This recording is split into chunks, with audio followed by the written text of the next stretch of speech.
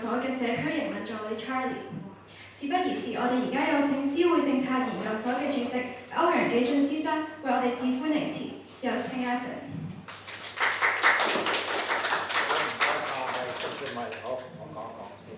咁多謝大家來臨啦。咁各位嘉賓、興雲專家、記者啦，咁好高興見到大家啦。咁今日先會發布呢個香港公共巴士使用氫能藍圖白皮書啦。咁就係因為咧係響應我哋今年年底前會公佈嘅政府會公佈嘅全港公共巴士的綠色轉型路線圖和時間表啦。我哋等緊呢一個嘅。咁我哋響應呢樣嘢嘅話，就做咗我哋嘅研究啦。咁呢次嘅研究係獲我哋策略性公共政策研究資助計劃嘅資助嘅。咁由呢個特首政策研究所嘅研究管理嘅項目嚟嘅。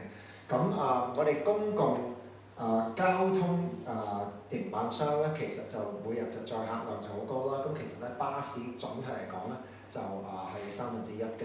咁每個月咧有1億1千萬嘅人次啦，咁好多時啲人話鐵路為主啊，咁鐵路為主就講緊46%啦，咁係巴士啦同埋小巴加埋都係46%嘅，咁其實好緊要嘅呢樣嘢。咁咧就喺排放方面咧，淨係講緊有6000架巴士都排放2%嘅碳排放嘅，咁就有幾個數字緊要啦。咁就2050咧，大家就知道係講緊碳中和啦，香港要達到碳中和啦。咁2030年咧，就係因為巴士係18年一個壽命啦，咁就所以咧就到2032年咧，如果真係要達到零排放嘅話，就最後可以買最後一架嘅呢個嘅非嘅柴油巴士啦，即係零排放巴士開始嘅時候買。咁嘅意思咧就有8年，仲有8年嘅時間。咁呢8年嘅時間點做一個藍圖嘅轉變咧，就今日我哋嘅重點咯。咁咧我哋知道純電動巴士啦，同埋一啲用氫能又好啊、電池又好啊，呢兩種咧都可以達到零排放啦。咁但係咧喺而家呢個運作模式啦，咁香港嘅自負盈虧嘅商業模式其實已經行咗好多年啦。咁而家喺一個咁高昂嘅成本、客量下降嘅情況之下咧，咁係點樣可以做到一個轉型？咁就今次我哋睇嘅重點嘅。咁我哋當然係想講咧，就話有個建立新嘅商業模式啦。咁而家淨係依賴票務收入同埋一啲嗰啲 ancillary 同嗰啲 advertising 各方面嘅嘢，其實絕對係唔可以做到呢個轉型嘅，呢個低碳嘅轉型嘅。咁咧，我哋想白皮書係參考咗唔同城市嘅巴士嘅營運方案啦，深入同埋其他巴士業界專家、國際性嘅專家咧，就去做出一個不同嘅方案嘅研究啦。咁就係支持我哋想建立一個支持創新科技嘅商業模式嘅，咁發展新能源巴士。咁最後我哋想點咧？其實到最後都係講緊話，最緊要巴士做咩就最緊要服務好啦，咁就唔好加價啦。咁就同埋希望可以做到環保，但就唔係淨係話我哋不如就咁買啲carbon offset 咁就算啦。咁我今日就想講講個方案。咁咧，我哋接住落嚟咧，就為同思匯嘅同事咧就作呢個研究嘅分享嘅。咁就亦都之後咧會做一個小組討論嘅，做完呢個意見嘅發表之後，好唔該晒你。咁我哋而家先同一位 panelist 一齊攞住個 report 影張相。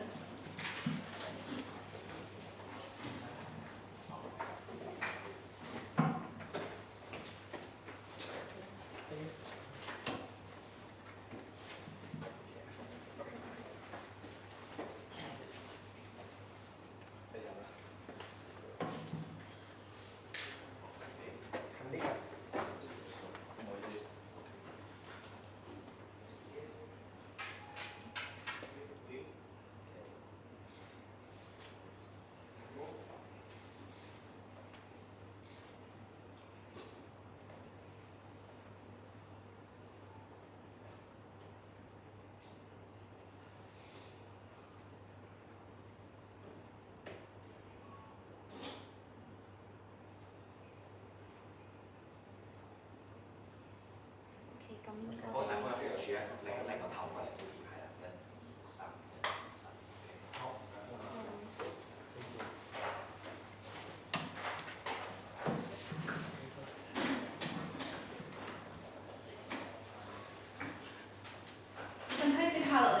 分鐘，我哋邀請思匯政策研究所嘅助理經理 Wing 同大家介紹呢個研究項目嘅背景、白皮書嘅重點同埋結果。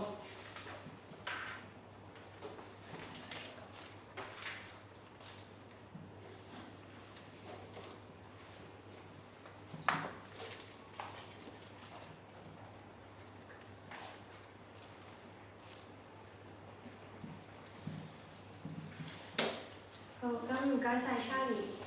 接住落嚟呢15分鐘咧，我就會簡單咁樣介紹下呢一個白皮書究竟係講啲乜嘢，重點內容同埋白皮書嘅一啲建議嘅。喺介紹呢個白皮書之前，我哋會多謝香港特區政府特首政策組嘅一個策略性公共政策研究資助計劃去撥款資助呢一個項目。呢一個項目總共有5份嘅報告，咁喺今年5月嘅時候已經出產咗第1份嘅香港氫能策略白皮書，亦都有促進到氫能喺香港運輸界別嘅應用，同埋一啲綠色標準認證嘅發展嘅。而我哋今日發布嘅香港公共巴士使用氫能藍圖白皮書咧，就係今次第2期嘅報告。好，咁啱啱 Evan 都有提及到一啲關於專營巴士減碳嘅數據啦，我喺呢度再補充多少少。咁其實平均每月嘅載客量咧，專營巴士咧係達到1億1000萬人次，專營巴士佔香港嘅總碳排放係67萬公噸，每年即係佔香港嘅碳排放為2%。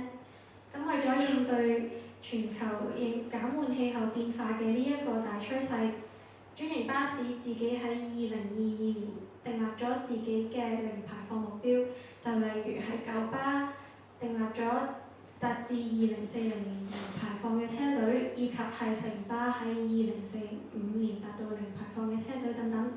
而政府都有推廣咗一啲巴士嘅政策，設立咗資助嘅基金，同埋定製咗一啲相關嘅標準，同埋係工作守則。去為業界鋪路，去應用一啲新能源嘅技術。咁但最後係會達至2050年嘅每個乘客公里二氧化碳排放量係會減低啦，亦都係會減低咗路邊嘅廢氣排放等等。咁其實香港喺80年代至到90年代都有曾經經歷過一次巴士轉型嘅。去提升整體嘅乘車體驗，同埋最終係令乘客接受，因為服務得到改善而提高咗佢嘅票價嘅。然而，我哋其實觀察到咧，而家討論巴士轉型，即係討論緊新能源巴士轉型，同埋以前巴士冷氣化嘅時候咧，都係冇提及到需要一個商業模式嘅轉變嘅。尤其是而家喺由柴油巴士轉到去新能源巴士呢個轉型當中，其實未能夠係可以令到乘客有一個共鳴，或者係為乘客帶嚟一個明顯嘅增值嘅體驗。咁所以車隊喺引入新能源嘅車隊之中咧，係必須要借鑑前期嘅經驗，重新評估商業模式嘅。咁香港專營巴士其實係受到法例第230章公共巴士服務條例所規管啦，批予經營公共巴士服務唔超過10年嘅專營權。有呢一個專營權嘅營辦商係可以保留佢哋嘅票務收入，喺指定路線經營並管理公共巴士服務，係藉此去從中獲得利潤嘅。而喺零排放嘅大趨勢下，財務同埋業務嘅穩步發展咧，係引入新能源車隊嘅其中一個大嘅關鍵。反觀疫情期間，因為乘客量嘅下降，加上就係疫情之後一啲在家工作同埋消費模式嘅改變，令到整體嘅專營巴士嘅財務狀況咧係會受到一定嘅影響。而第三見到技術因素啦。嗰個方面其實係香港有95% 嘅專營巴士屬於雙層嘅3軸巴士。咁相對於其他城市嚟講咧，其實香港嘅雙層巴士咧係算一個巨無霸嚟嘅。再加上車內係會提供源源不絕嘅冷氣，每日行駛350至到450公里嘅期間係需要去好頻密咁樣停站上客同埋落客。呢一啲嘅因素就會造成咗香港公共巴士營辦商需要轉型嘅一啲障礙啦。如果專營巴士公司係需要去改善或者去因為呢個新能源轉型大趨勢下而去喺佢嘅營運服務有所調整咧，我哋觀察到有2項元素係需要增加嘅。第一就會係要設置零排放嘅目標，咁無疑中零排放嘅目標係一定會對資金係有所增加或者負擔。咁但係我哋亦都觀察到當中有一個機遇，就係第2個元素，我哋亦都係要有一個國家標準嘅考量。若果歐洲標準同埋歐洲標準，即係而家香港正喺度營運緊嘅巴士，用歐洲標準同埋係國家標準2個融會貫通嘅話，呢一個嘅機遇係可以令香港成為國內同埋歐洲標準嘅協調者同埋積極推動者嘅。好，咁我哋講一講一啲成本嘅數據先。唔同嘅燃料巴士係會有唔同嘅購置成本。我哋以一架柴油嘅雙層巴士為例，一架柴油雙層巴士係需要280萬嘅購置成本。咁但係我哋用成個生命週期嘅方法去計算咧，柴油巴士係未必會貴過未必會平過新能源巴士。可觀未來我哋只會見到油價其實係會越嚟越貴嘅。咁加上而家香港嘅氫能價格係每公斤氫108蚊，而內地每公斤嘅氫係35蚊嘅人民幣。相反，國際能源總署咧喺佢哋份報告指出，2030年佢哋預計氫能嘅價格會下降至每公斤嘅2蚊美金同埋至到9蚊嘅美金。至於電力方面，電力公司同埋政府簽訂咗管制計劃協議。根據呢個協議，我哋可以肯定到穩定票價、穩定電價之餘咧，未來係唔會有對電價一啲好大嘅增幅嘅。咁所以低碳能源發電咧係將會更加易去預期。其實我哋見到購置新能源巴士嘅最大痛點咧係初期嘅購置成本，但係若果考慮到後期一啲維修費用或者係一啲營運嘅開支嘅話咧，其實係新能源巴士未必會係貴過柴油巴士嘅。咁剛才提及嗰230章嘅公共巴士服務條例啦，我哋知道而家嘅專營巴士年齡屆滿18年後咧就必須退役嘅。政府曾經提及過2027年購置電動巴士嘅目標。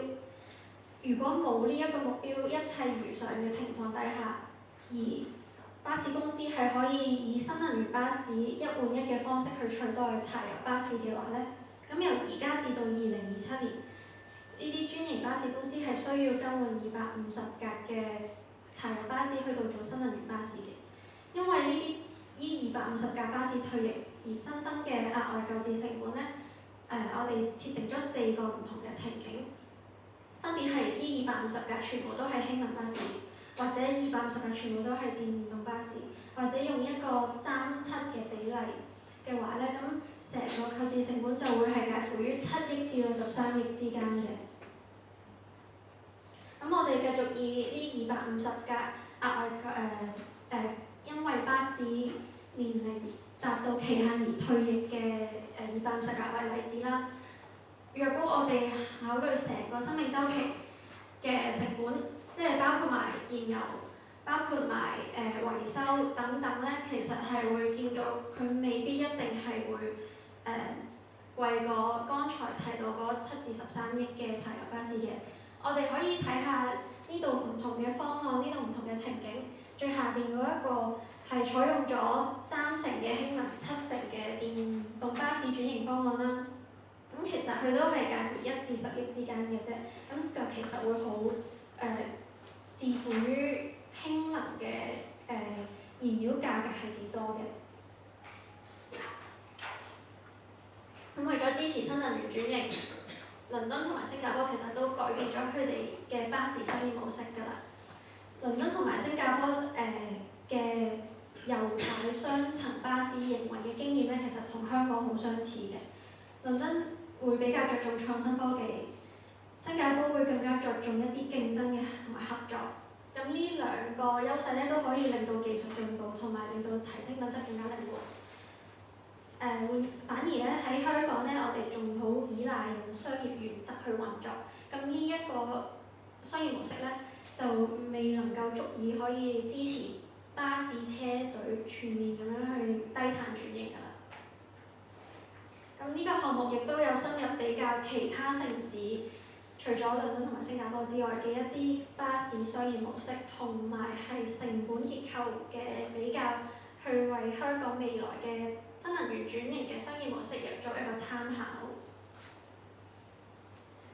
咁思匯邀請咗專營巴士嘅業界嘅專家去進行3輪嘅策略性持份者嘅訪談。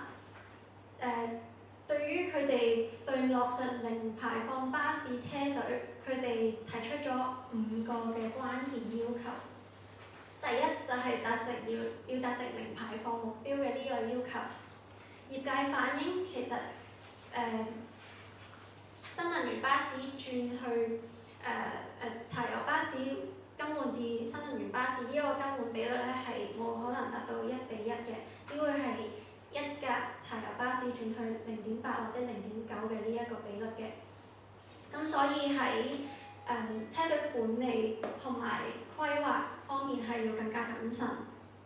第二個要求就係擴大新能源巴士嘅試驗規模同埋發展相關嘅基建，咁樣先可以反映到應用新能源成個生命週期嘅一個真正嘅成本。第三個要求就係增加票價嘅透明度，採用機制去合理咁樣調整票價嘅增減幅度。第四就係服務形式差異化，喺新能源巴士轉型嘅時候係要提升佢哋嘅服務效率啦，同埋競爭力嘅。最後第5個要求就係減少依賴政府補貼同埋增加非票務收入，咁樣係可以確保佢嘅規劃係既全面，亦都係可持續嘅。咁基於啱啱業界提出同埋強調呢5個嘅關鍵要求咧，白皮書咧係建議一個支持創新科技嘅商業模式，目的就係為咗籌集車隊低碳轉型所需要嘅前期資金，同埋探索令香港成為展示內地氫能同埋電動巴士嘅一個最佳示範。成個商業模式係分成2個部分，而2個部分對資金嘅要求同埋資金嘅來源咧都係有所不同嘅。但係長期嚟講，我哋希望透過呢一個商業模式去尋找一個投資嘅機會，去發展新嘅區域，同埋有助香港成為一個綠色嘅金融中心嘅。咁無可避免，由而家去到2027年，新能源車巴士嘅購置成本咧係會上升嘅，所以政府應該補貼資助支付專營巴士公司因為低碳轉型而額外增加咗嘅嗰一啲成本，例如就係資金差額同埋成本差額等等，咁就係去有助達標而家至到2027年去購置電動巴士嘅一個目標嘅。至於除咗長遠嚟睇，除咗傳統嘅票務收入之外，呢一個商業模式亦都建議額外4個增加收入嘅方向去支持創新。第一個方向就係票價調整機制，去確保票價增減明確咧，同埋係透明嘅。除咗係可以平衡投資啦，同埋可以減緩市民嘅負擔。第2個方向就係開放租借巴士嘅營運模式，去實施巴士嘅租貸制度，去降低去達到降低營辦商嘅支出，同埋係改善營辦商嘅現金流。呢一啲租貸制度亦都係可以包含租借生命週期長過18年嘅巴士，有助去抵消新能源嘅巴士嘅成本。咁第3就係非票務收入，透過一啲例如巴士加物業嘅經營模式，去令到巴士營辦商可以賺取非票務嘅收入。去到最後就係用一個碳信用額嘅方向，公司可以用碳信用額嘅供應商身份去積極參與碳市場，同埋去作為一個長遠嘅投資嘅。咁呢一份白皮書嘅內容、重點同埋建議，我就喺呢度講咗咁多先。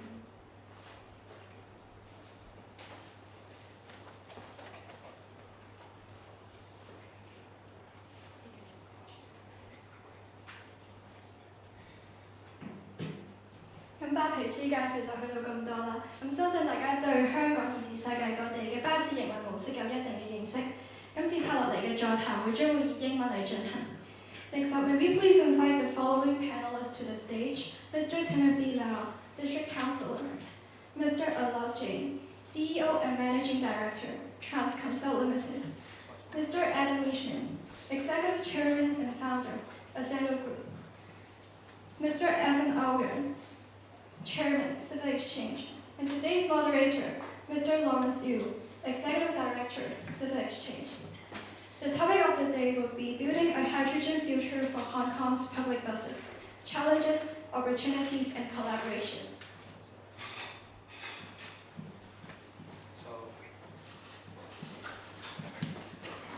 So thank you so much, especially thank you for Adam wake up so early to join us today, and then also Alok, I know you have a very packed schedule, and then also travel overseas, so that I'm so upset that you cannot really join us in person.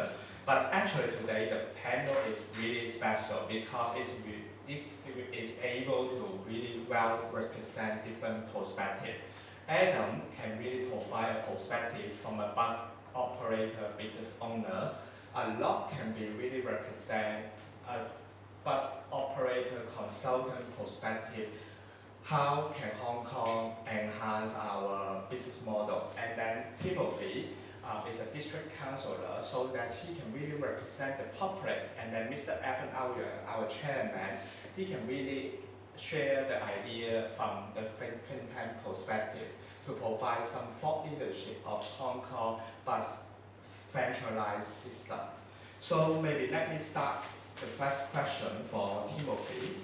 I know the bus fare raising is one of your concerns because the public is really concerned the price, and then everything is become more expensive in Hong Kong. Yeah. So you representing the public and monitoring the government. So can you really share about what you really concerned about this transition, because we never really experienced such rapid and then such short period transition ever in our bus operation history. First of all, thank you, Lawrence, for the introduction, and special thanks to Civil Exchange for having me today on this discussion panel. Actually, as a district councillor, I think that we always support your agenda, hydrogen in public buses, because it's always good going green, and as an international city, we always have to take more responsibility in protecting our environment, and as well as ensuring a more sustainable future. However, when we talk to the public, actually protecting the environment is definitely not the first thing that comes to their mind.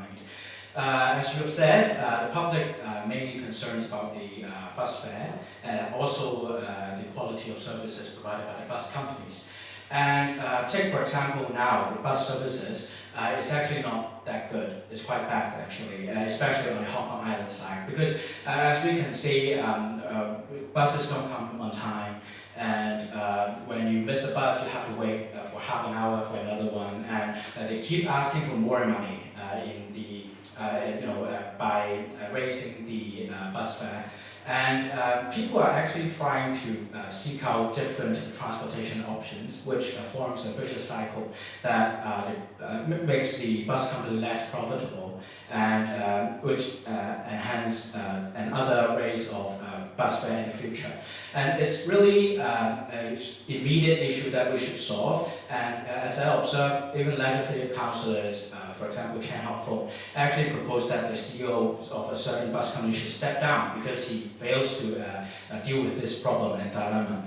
And going back to the question, about decarbonization and about hydrogen in public buses, we are afraid that this would be an another excuse for the bus company to increase the bus fare. Because of course now they would argue that in the future the fuel costs with decarbonization will actually be lowered or actually be more stabilized and predictable, so that in the future there will be more monitoring and there will be if not reduced, but there will be a more stable bus fare.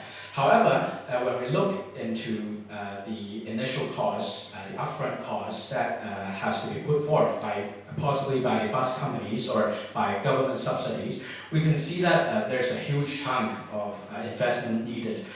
For example, from what I know, a hydrogen bus probably costs 30-40% more than a normal bus, and not to mention the other infrastructures that is needed to put forth this agenda. So the first thing that comes to mind for the public and for us is that how can we ensure that the bus fares won't be increased significantly with this agenda put forth.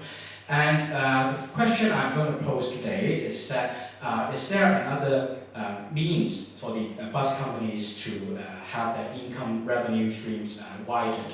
Like, for example, now we are really relying on fare box income significantly. And in the future, is there any possibility for the government to regulate non-fare box income so that they can have more sources of income and they can pay their transition fee with those kind of incomes instead of keep raising the bus fare? This is, I think, is our main concern. Yeah. Thank you so much, Timothy. I see that you really keen to explore any opportunity to enhance the non-fare box income of the bus. That means that we really need to change the bus business model. Because in Hong Kong, I would like to articulate that Hong Kong is the only bus operation model that is really rely on the commercial driven. Because rest of the world with a lot of subsidies, but Hong Kong is really rely on the fare box income. Actually, I have a question because Timothy already raised it to expand the non-fare box income to really make sure that we can have undergo a manageable and predictable transition. What is your view? I can take about an hour to talk about my views. No, but I actually agree with Timothy about the constant raising of fares and deterioration of service. The report itself has highlighted the need for a different financial model if we're serious about transitioning.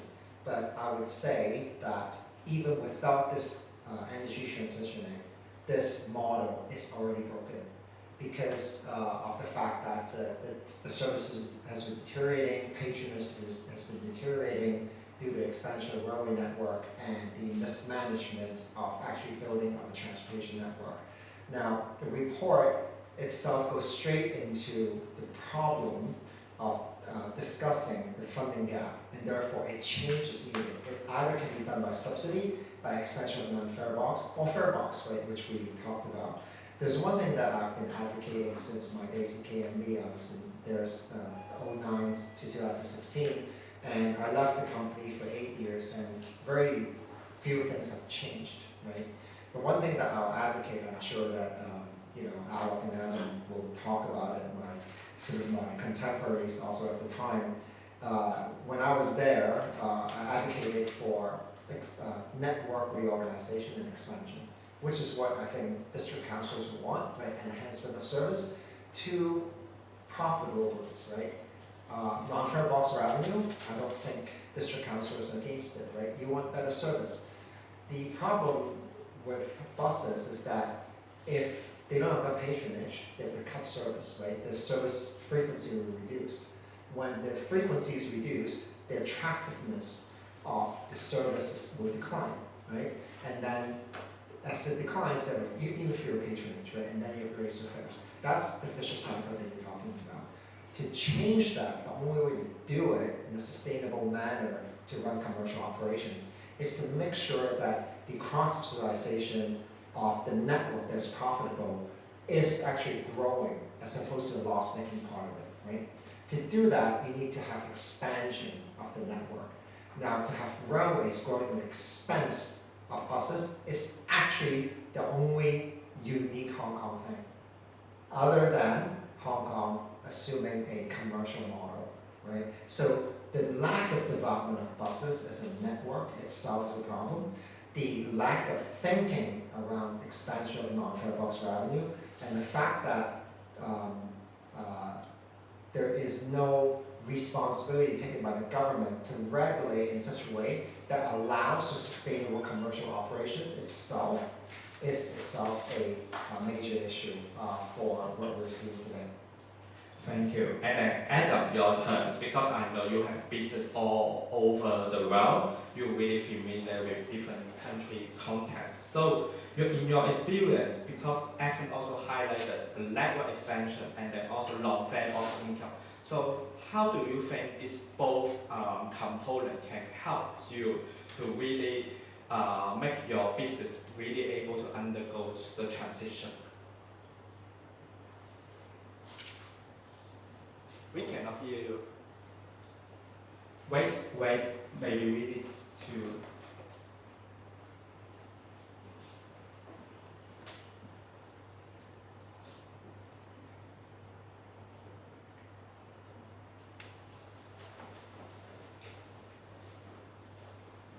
No.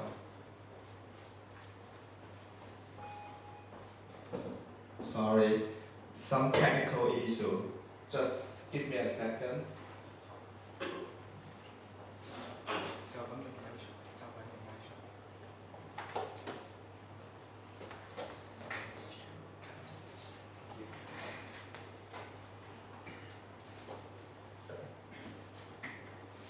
Adam, would you please try to... Testing 1, 2, 3. Yeah, there you go. Yes, you got me? Yes. Yes, we can hear you. Okay. I was just saying, thank you, Lawrence, and by way of background for those that aren't aware, up until 3 or 4 months ago, I was the CEO of Bravo Transport, which was the owner of Citybus, and also Bravo Media, so I'm quite familiar with the Hong Kong model.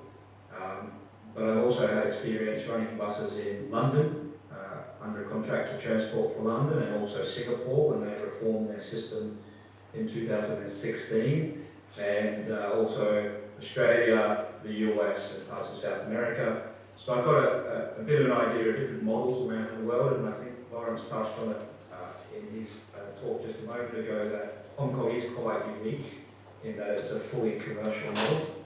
So we live and die by the fare box 100%, which is very unusual in the global sense.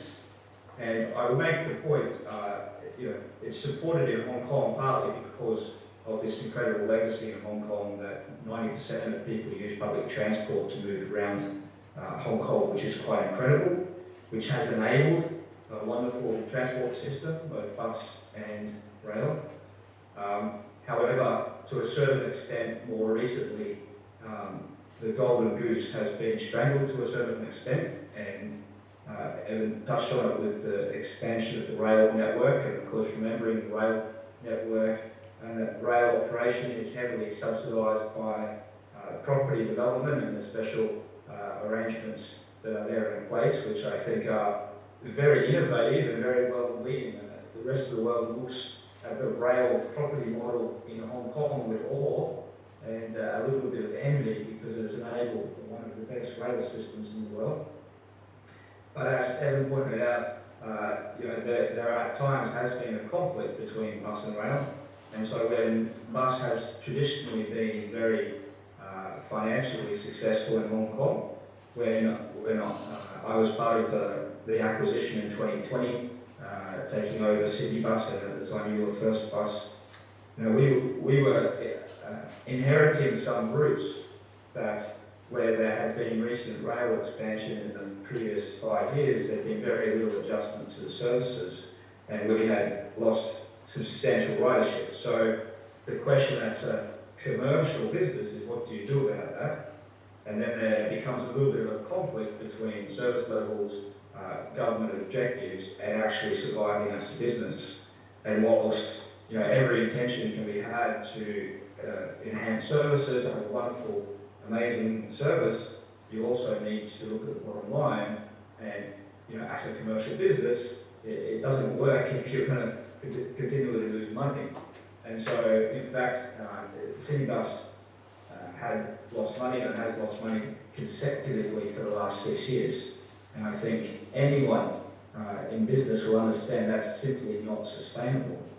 But then you look at the broader question around the transition to zero emission, and actually, it's a bit of a fallacy. I think there's some people out there that think actually electric buses might be cheaper than diesel, and maybe that's true on a pure energy cost perspective, although certainly not with hydrogen in this phase where it's an embryonic industry. However, when you look at the other impacts, a lot of the hidden costs in place with regards to the fact you need more depots, you have a reduction in passenger capacity, the buses won't be able to do the same level of work as diesel buses, so you need more buses to replace the existing service. There's a lot of hidden costs, and when you start to factor that in, you realise the bus companies simply cannot, particularly in the current state, cannot fund those under the existing model. And you look at other places around the world in the last 10 years, and I looked at Singapore where I had first-hand experience where they reformed the system because they came to an intersection like we are at the moment in Hong Kong, where the old model simply cannot continue to work at the same time when you talk about new investment, enhanced routes, and the transition to zero emission. And you've got to ask the question, well, if you're a private business purely, and you're looking simply at the commercial side of it, there's no actual benefit to move to zero emission because you've got a massively increased cost, which is going to basically undermine your financial sustainability. However, there is a huge benefit to society, and this is why many cities around the world subsidise public transport, because the benefits to the society far outweigh the cost of investing into public transport. So I've been an advocate for a long time that we need to re-look at the model in Hong Kong, celebrate the last 90 years of success and making it one of the top public transport cities in the world, but now look at the future and how we can evolve it to maintain that level of prestige in the world when it comes to public transport, because this transition is an exciting opportunity, an exciting time, but it needs to be done in a way where it's a win-win-win for the public and the operator. And the current model simply, I don't think, will allow that to happen. Thank you, Adam. So that's a lot. I know you do a lot of consultancy business all over the world. So that what can you see or what kind of success experience that you observe in any country that you work in can really bring it back to Hong Kong and support our city government to undergo this transition? Well, thank you, Roy. And I think it's very tempting to intervene on what Adam and Evan has been saying. So I'll cover that a little later. Let me answer your question first. It's that there is a lot of push towards decarbonization all around the world. I'm currently also serving as a member for Council of Decarbonizing Transport in Asia, and one of my remits is to go around the world and work with the policymakers to convince them to take the path towards decarbonization.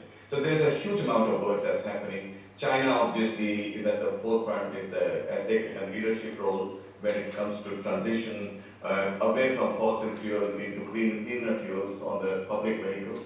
But there's a lot happening in South America. US is trying to do a lot of work. India is trying to do a lot of work. I mean, India and China, being a billion people country, there are a lot of buses, and anything that happens there would have significant impact on the industry as well as the market. So those transitions are helping the technology to evolve, new models to emerge, new business models to emerge, and clearly showing a new pathway to the bus industry as we go forward in the future. I mean, even the traditional fossil fuel producers like Saudi Arabia and Dubai and Oman and Qatar, these countries are now looking at electrification of their public bus system. So there is a huge amount of conversation. There's a lot of debate about whether it should be battery electric, whether it should be hydrogen. But yes, I think one thing that everybody agrees that single fuel may not be the best strategy to go forward. We probably have to look at both things because these are already nascent technologies. They need to evolve and mature the way fossil fuel has matured over a period of last 200 years. And we really did not have that kind of a learning curve with these new fuel systems. So eventually, what will be the winner? I don't think the jury is still out on that one. Hydrogen is certainly a wonder fuel if it works. And currently hydrogen is also quite expensive. So there's a lot of debate there. Just going back to the discussion on the bus profitability in Hong Kong, I think one of the first things which we have to understand clearly that Hong Kong railways are not always profitable. There are two kinds of railways in Hong Kong. One is the profitable part which MTRC runs, and MTRC is profitable. The second part of railway, where MTRC is actually the concessionaire, and that's the unprofitable part of railway, and it is funded entirely by the government. So there is the transport model in Hong Kong is already there, which tells you that for the benefit of the citizens' mobility and movement and decarbonization of the transport infrastructure, there are parts of the network that will be profitable. There will be parts of the network that will not be profitable anymore. And those are the areas, if you want to keep the coverage and the service to people, then we have to step in and we have to provide that kind of support to those areas of network where the bus companies or any transport operator would need that support to jump over that little barrier of financial viability and be able to provide that service on a sustainable basis. Singapore went through the similar exercise back in 2010-11, and I was advising Singapore government at that time on the bus contracting model. And this was the dilemma, that they had a bus service which was deteriorating, and people did not like the bus service, they wanted to reform the system, but they also realized that with the expansion of railway systems in the city, it was unsustainable. There was no way that would work. So the compromise there was either to let the bus operation rot down or to intervene from a state perspective and completely reform the bus contracting model. And that was the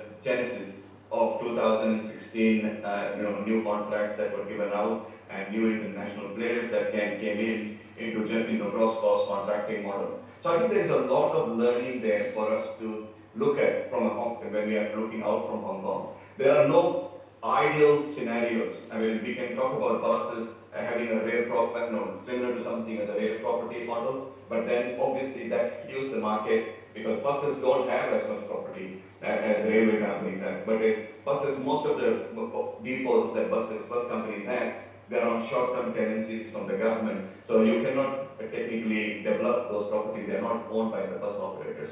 So there are very few land parcels that can be exploited by the bus companies. And again, those would be, I would say, a short-term patchwork measure. One thing which is recognized all over the world at the moment is that this transition or the capital investment in the bus operation, these clean buses, so-called green buses, there's a capital penalty on that one. That you need a substantial amount of additional capital to make the transition happen. And I think that is the barrier. Cost of operation, we can all argue it could be a little less, could be a little more. It just varies in different parts of the world. I mean, one thing which in Hong Kong, I think you can attest that 50 to 60% of the cost of operation is actually manpower. And that doesn't change whether you go electric, whether you go hydrogen, or whether you go fossil fuel. So the fuel component is only about 20 to 30%. And within that, if you marginally change it, the overall impact is actually very little. So we have to look at the capital cost intensive nature of this transition. And the rail property model was fundamentally keeping in mind the capital intensive nature of the railways. And I think we need to work out a very similar model for bus operation where we can somehow address that capital intensity that is needed to make that transition to this new fuel. And I think many cities around the world are actually doing that. They're either doing it in terms of funding support, they're doing it in terms of different contracting models, and many countries are moving towards GCC, cost contract, where the asset and the infrastructure is actually provided by the state and then bus operator comes in and they get paid for delivering a mileage of services. So the service is demanded by the state, and then the bus operator just delivers the service as a part of the contract. That can also bring in a lot of efficiency because the competition in the market would unleash efficiency, and bus operator would be directly beneficial from running a more efficient operation. So a network can be completely determined by the state, by the government. So it kind of depoliticizes the network dynamics within the city. So again, I mean, there is no perfect solution, but there are many solutions that we can look at, and we can find a pathway for Hong Kong to adopt in future. Thank you a lot. Because of the time conscious, because one of our speakers need to leave here 4 p.m. sharp, so that maybe I need to shorten the next round sharing to 2.5 minutes. Yeah, I might apologize. So Timothy, I would like to ask you, because a lot already mentioned a lot of possibility. I know you also have some idea. Would you mind to share with our guests? Well, I think as we've talked a lot about non-fare box income, actually I would like to talk more about that, because I think there are two ways. Like when we, the situation now is not sustainable. When we rely on government subsidy, or when we rely on the fare box income, it just hurts the public, right? So I think one thing we can do is that it's what other transport companies are doing. Actually, we can mix the bus services with property development, which given the property price drop recently, I don't know if that's a really good solution right now, but I think in the long run it is. Like they can earn from there, and then we can have a cheaper bus service. That's one thing. And the other thing is that I keep thinking how we can make the most out of this situation, because as we've discussed, actually decarbonization is not only in Hong Kong, not only in China, but it's worldwide, right? So for example, now Sabus has the hydrogen bus in Hong Kong, and is there a possibility that actually China can use Hong Kong as a trial point, and then we can push forth this service to the world instead of just keeping it in Hong Kong? Like for example, the Greater Bay areas, different cities can actually produce components of zero-emission buses, and then we can set up some assembly points in Hong Kong, and then we can sell bus worldwide.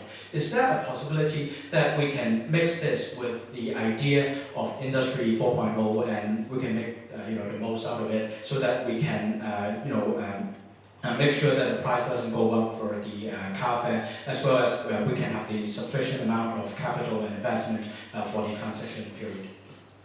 Thank you, Timothy. And then I also observed that actually there are a lot of new ideas outside Hong Kong to really enhance the whole bus services. This is really like our government is still stuck like 50 years ago, still really like business as usual case without any major change.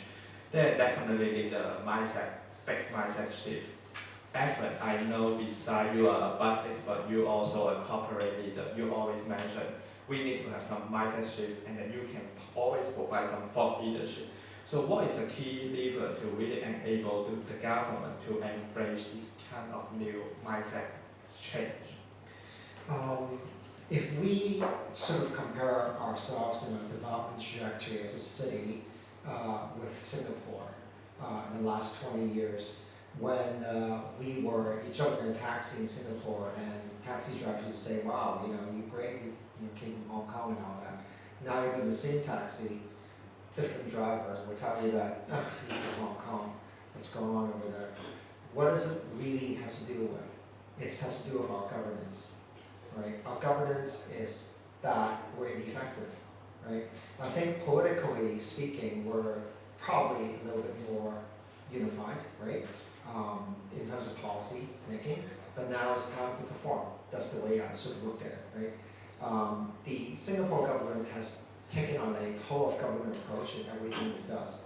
So the government actually has been adopting a similar model as Hong Kong, which is a commercial model, and they realize that it's sort of been broken since maybe mid-2000s, about that decade, and made the decision of taking it on the whole network development onto itself, right? That's the Singapore model, right? Hong Kong may not want to adopt that model because there's no trust in the government in developing a network, because at the end of the day, with the Transport Bureau and with the Transport Department doing separation of duties, and neither of them are commercial in understanding what the network needs.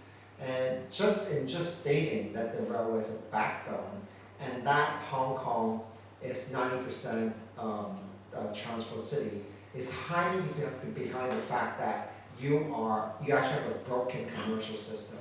That's already showing up in all sorts of ways. And you just have to go ground level, you come to district councils, you know that it's broken at the end of the day. The railway service continues to be good. I don't think that we should really ought to complain about 99% on-time rate. It's actually 99.9%. That's train on-time rate. You want to track, buses, mini buses, how much are they on time, right? Frequency of service, right? So railways, they cannot improve their headways anymore technologically, right? It's already like a minute, right, per headway. It's really maximized, right? They have upgraded signaling systems and all that. For technology in buses, if you ask Adam, you ask Alok, they know it hasn't been optimized. The technology hasn't been all implemented. Why? Because it's unparalleled development. There hasn't been sort of any thinking around how do we do things differently. And by the way, this is an important problem relative to housing, relative to subdivided flats, relative to poverty problems, right? But the way to tackle this problem is by governance, taking on sort of the mindset of this really is my problem. I'm not here every day at the Transport Department or Transport Bureau to just, find and just come to work and I leave work. I don't actually think that they feel that way, but they are not also empowered to solve the problem, right? You solve the problem by taking a step back, listening to experts like, Adam and Alok, right? And Mark as well. Tons of, we don't reinvent the wheel, the solutions in front of us, but we choose to not listen to the apparent solutions out there via just a very simple thing.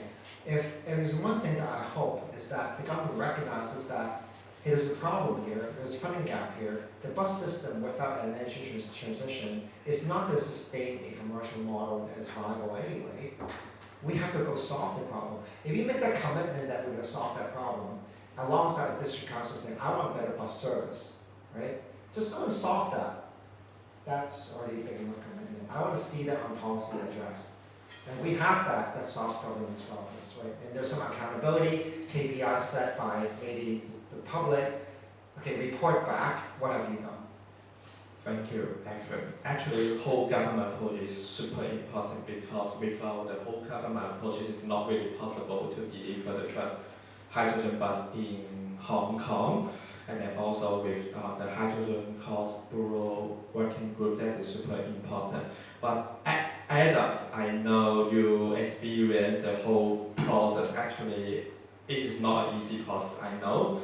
But I know that you have some vision is the government can really leverage the local metropolis development as a tool to really support the future bus development. Maybe can you really share your ideas? Yeah, and I just reiterate what Evan said. I couldn't agree more with what he just said. We have a system that has worked. At the moment, it's not working, and we need to explore a new way to do things in Hong Kong. And what better way to do that in a new development area? And this is a great opportunity to not just do the status quo that we've always done, but look at other ways to do it. And there are many different ways to do that. But some of the points I would make as well is, when I was there, I had lots of different ideas to solve things. But as Evan made before, you need to have a willingness on both sides of government and the private sector. And there was an open door to try to explore some of the depot development. But that is very difficult, as Alec pointed out. It's very difficult to do that in Hong Kong because the bus operator has a short-term tenancy and there's a lot of restrictions on the way property projects are pursued in Hong Kong and the different rules around that with auctions and whatnot. We had an amazing opportunity around some of the bus stations. There was an amazing opportunity I presented around Ocean Park, but just didn't get the support required to kind of challenge that status quo and come up with some new opportunities. And there's two kind of problems here. One is that the status quo isn't even working without new energy, right? So, we were putting up applications for price increases that were quite innovative, and coming back from the government rejecting most of some of those because of an affordability issue. Well, at the end of the day, affordability is a government responsibility, not a private company responsibility. The cost of an operation is the cost of an operation. And we were trying to be very innovative with how to do that, because that's only affecting about 8% of the population in Hong Kong. In one of the most expensive cities in the world to live, we had some of the cheapest fares when it came to bus fares. Now you contrast that with the rail space, where you had land being given to the rail sector to develop. Bus companies didn't have it, the rail company didn't have it, but they then were given special rights to acquire it. Plus a mechanism in place each year that consistently increased the fares. Now, if you look over the last 15, 20 years at the fare increase in buses versus rail, we are way behind. So there's multiple things that then make it very, very difficult for the sustainability of the bus operation. And that's before you then add the new technology buses into the mix. And so it's not just a nice thought to look at a new model, it's almost an essential requirement, or otherwise you're going to end up in a very dark place, which is the direction things have been going, and was the direction that was highlighted just a moment ago in Singapore. And they looked at that and they realised they had to put a new model in place. They did, and now they are considered to be one of the very best models in the world. And we need to do the same. So why not explore this in a new metropolis opportunity? I very much support looking at new models for that project, but actually I think it's pretty urgent to do the whole Hong Kong and reassess how we're going and how to solve this disconnect, this misalignment between the key stakeholders. Thank you, Adam. I think the misalignment is also really based on the miscommunication, and then also this make the bus business operator not really predictable how the future look like, because you cannot predict the fare, and then you also cannot really predict the route development. So that I have a question, because predictability is super important for the franchise agreement. So what kind of component that you think we need to add to make sure that the franchise arrangement can be more predictable? That can reinforce the confidence of bus company, work with the government, and work with the citizen to undergo this decarbonization journey? Well, I think the fundamental question that we have to ask here is that who is the beneficiary of decarbonization? Who is the ultimate beneficiary of decarbonization? It is the society, and society's benefit cannot be financially captured by the bus company. So there is no bottom line benefit of doing decarbonization with the bus company. And because that benefit is accruing to the society, it is government's responsibility to, in one way or the other, to capture that benefit and then put that benefit into the bucket of the bus operation so that we can make this transition work. Many cities have adopted this method. Singapore has this road pricing, ERB. London is doing this congestion pricing. So many cities have developed this mechanism where the polluting vehicles which enter into these low emission zones, they have to somehow pay to enter, and that money then finances the public transport operation. And I think that is fair and square model in a way, because it's just a polluter pays principle. So right now we in Hong Kong we always talk about user pay principle, and this is just polluter pay principle. So if we want to move towards decarbonization, we do have to look at this dimension where buses are inherently a much better and less carbon footprint mode of transportation, even with fossil fuel. And if you want to make the fuel transition, they make it even better. And our cities are going to be better, we will be breathing a better air, the health and safety impacts are enormous. And all of those benefits, it is impossible for the bus company to capture. And that is where the government has to look at what are the societal benefits and how that can be captured by government and then used to finance the bus companies or subsidize or whatever you want to call that name, bus companies. So it could be a capital grant, it could be an asset injection, whichever way it can be done, but then the bus companies would become again financially viable. I think expecting bus companies to run on a commercial basis and then making the decarbonization is a bit of a fallacy in my opinion, and I think that needs to change. Thank you a lot. Yeah, I definitely agree with you that it's super important to articulate that actually the benefits is the whole society benefit, not really benefits any bus company. So that we need to really develop a mechanism that the government able to invest for the future. Because I always think about the subsidies is really like you pay and the money disappears. But if the government invests, that will really enable a lot of opportunity for the future. Like in the report, we also mentioned if the government invests on the bus service system, actually it can increase the employment, and then also make the fare more predictable. Actually, it will also make the bus manufacturer more confident to really put the resources in Hong Kong, including hire more people in Hong Kong, or even like what Timothy mentioned, that is to set up an assembly line in Hong Kong. That will super helpful for us to develop the new car. And then also Adam mentioned about the bus plus property development. That can also really help us to accelerate the lawful metropolis development, at least ensure that the populace can really easy to access to their work, and then also really well connected to the city center. That actually is really like I can really synthesize it, is really your recommendation is more like an investment opportunity for Hong Kong government rather than ask the government offer you the grant and that's it. So this is the end of our presentation. Thank you Adam and a lot that you wake up so early and travel around and still really share your view with us. And then thank you Timothy and Evan. Thank you. Thank you.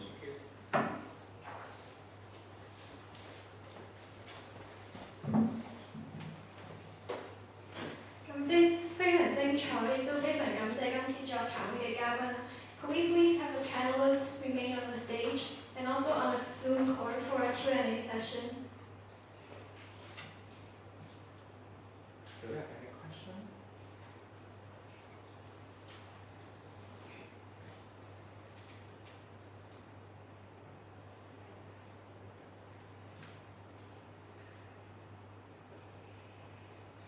If you have any further question, please feel free to contact us. Yeah, and then we can really answer you on the phone. Thank you so much.